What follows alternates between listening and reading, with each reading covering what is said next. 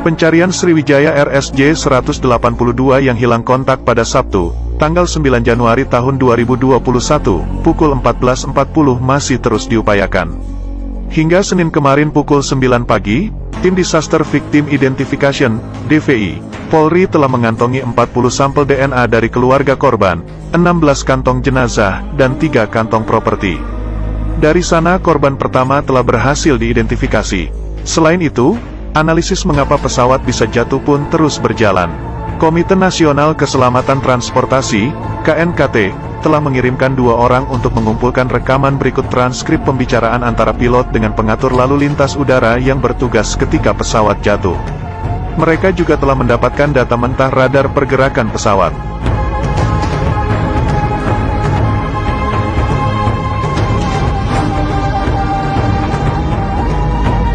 Sementara Basarnas telah menyerahkan komponen yang berhasil ditemukan, yakni Ground Proximity and Warning System, GPWS, radio altimeter, dan alat peluncur darurat.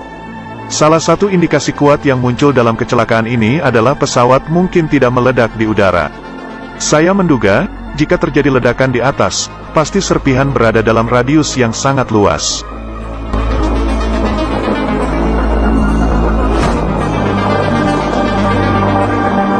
Kemungkinan besar pesawat jatuh masih dalam kondisi utuh, kata Guru Besar Fakultas Teknik Mesin dan Dirgantara Institut Teknologi Bandung Hari Muhammad kepada reporter Tirto, Senin.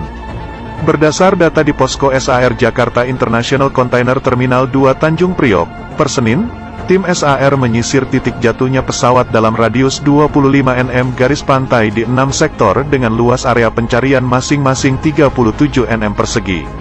Pencarian dilakukan di sekitar Pulau Lancang, Pulau Laki, dan Tanjung Kait. Jangkauan pencarian belum masuk dalam kategori yang hari sebut radius yang sangat luas.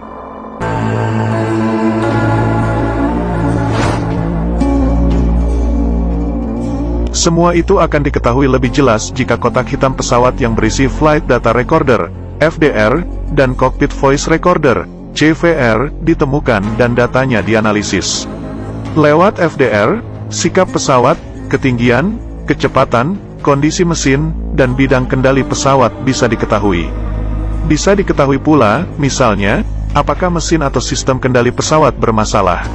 Sementara lewat analisis CVR, yang merekam percakapan pilot dan kopilot, dapat diketahui apakah misalnya seluruh orang dalam pesawat hilang kesadaran karena pesawat terbang menukik dengan kecepatan tinggi. Misalnya semua mesin pesawat itu mati tapi pilot masih sadar, mereka masih dapat menerbangkan pesawat dengan cara gliding. Bila Sriwijaya SJ-182 telah mencapai 10.000 kaki, pilot dapat gliding hingga mencapai Bandara Soekarno-Hatta atau Halim Perdana Kusuma. Pun jika terpaksa, dapat mendarat dan mengapung di laut, ditching. Ditching dalam kondisi seperti ini tidak akan memecahkan pesawat. Bisa juga mesin Sriwijaya SJ-182 masih menyala dan berkekuatan penuh, akan tetapi terbang menukik ke bawah dengan kecepatan tinggi. Kalau hal itu terjadi, dengan kecepatan sebesar itu, akan remuk, katanya.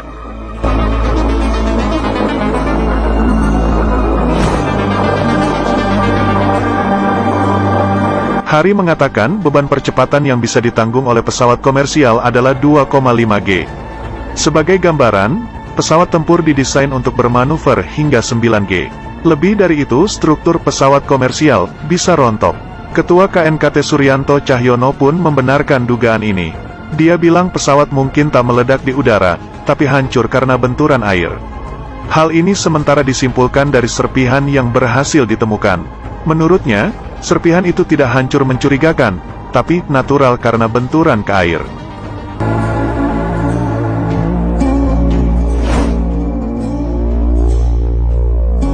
Pesawat rute Jakarta-Pontianak ini diperkirakan jatuh di sekitar perairan Pulau Laki dan Pulau Lancang, Kepulauan Seribu, Jakarta. Pesawat mengangkut 62 orang, terdiri dari 6 awak pesawat dan 56 penumpang, 43 dewasa, 7 anak-anak, dan 3 bayi.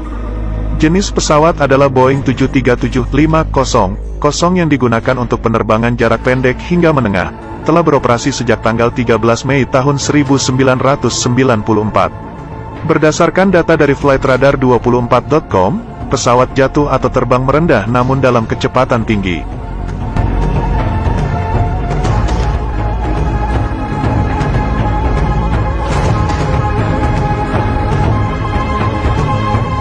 Dari data yang berbasis Automatic Dependent Surveillance Broadcast, ADS-B, pesawat itu diketahui lepas landas dari Soekarno-Hatta pada pukul 7.35 UTC atau pukul 14.35 waktu Indonesia Barat.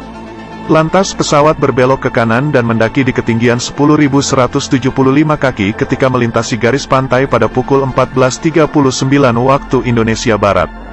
Detik-detik setelah pukul 14.40 waktu Indonesia Barat, pukul 7.40 UTC, menjadi bagian krusial bagi Boeing 737-524 dengan registrasi PKCLC itu. Pesawat berbelok tajam ke arah kanan. Perlahan ketinggian maupun kecepatannya menurun dalam hitungan detik, berikut rinciannya.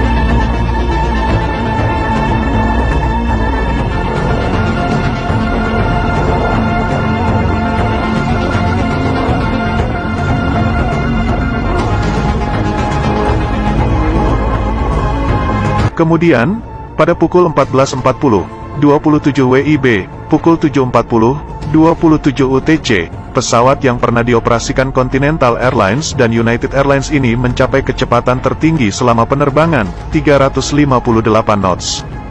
Dalam kecepatan maksimal tersebut, pesawat justru terbang rendah sekali, hanya 250 kaki. Dalam bahasa yang lebih awam, dalam waktu 19 detik, pesawat turun curam dari ketinggian 10.725 kaki menuju 250 kaki.